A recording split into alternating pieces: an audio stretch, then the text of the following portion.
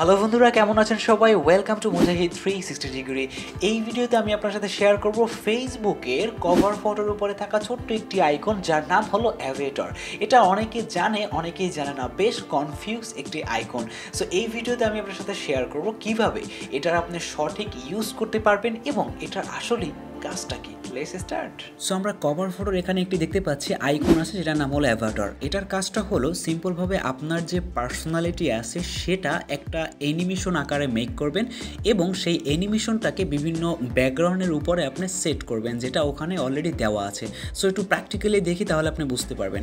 এই অ্যাভাটারের উপরে আমরা এখানে ক্লিক করে দিব। ক্লিক করে দেওয়ার পরে একটা অপশন আসছে, সেটা হলো choose a skin tone for your Avatar. আপনার যে স্কিন কালার সেটা আপনি এখান থেকে চুজ করে দিবেন। আমি একটা স্কিন কালার চুজ করে দিলাম। দেন এখান থেকে আমি নেক্সটে ক্লিক করব। নেক্সটে ক্লিক করার পরে হেয়ার স্টাইল চাচ্ছে। আপনার যে হেয়ার স্টাইলটি আছে সেটা এখান থেকে আপনি চুজ করবেন। যেহেতু আমার চুলগুলো একটু বড় বড়, আমি এখানে এই হেয়ার স্টাইলটি চুজ করে দিলাম। দেন আমরা ডান পাশে দেখতে পাচ্ছি ড্রেস আপ। আমরা এখানে ড্রেস আপের উপরে যদি ক্লিক করি, তাহলে যে ড্রেসটা আপনার পছন্দ সেই ড্রেসটা আপনি এখান থেকে চুজ করবেন। সো আমি সোয়েটার পরা একটি ড্রেস আমি সিলেক্ট করে দিলাম। এনিওয়ে, আপনি আপনার মতো ড্রেস এখানে সিলেক্ট করে নেবেন।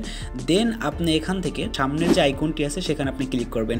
এটা হলো আপনার বডির মেজারমেন্ট। আপনি কি আসলে স্লিম নাকি মোটামুটি নাকি অনেক ফ্যাটি। সো আমি একটু ওয়ার্কআউট যেহেতু করি, তাহলে ওয়ার্কআউট রিলেটেড আমি একটু বডি ফিটনেস রিলেটেড একটা বডি শেপ আমি এখানে দিয়ে দিব।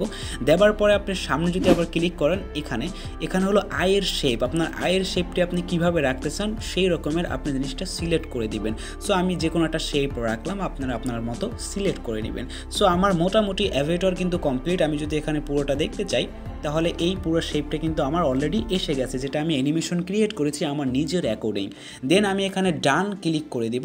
ডান করার পরে এখানে সেভ এবং চেঞ্জ, আমি সেভ চেঞ্জ দিয়ে দিব।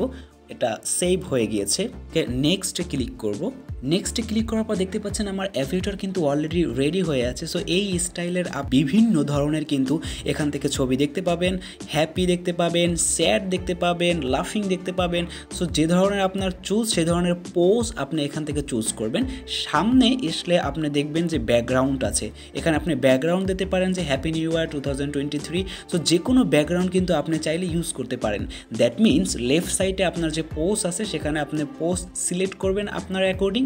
দেন ব্যাকগ্রাউন্ডে এসে আপনি ব্যাকগ্রাউন্ড সিলেক্ট করবেন। সেই ব্যাকগ্রাউন্ডের উপরে আপনার সেই অ্যানিমেশনটি সুন্দর করে বসে যাবে। সো আমি এই ব্যাকগ্রাউন্ডটি রাখলাম। রাখার পর আমি জাস্ট কন্টিনিউতে ক্লিক করব। কন্টিনিউতে ক্লিক করার পরে এখানে সেভ যাচ্ছে, আমি সেভ দিয়ে দিব। দেখতে পাচ্ছেন যে আমাদের অ্যাভেটর কিন্তু চেঞ্জ হয়ে গেছে, ব্যাকগ্রাউন্ডের যে কভার ফটোটি আছে। সো এটাই হলো অ্যাভেটরের কাজ এবং অ্যাভেটরের ইউজ।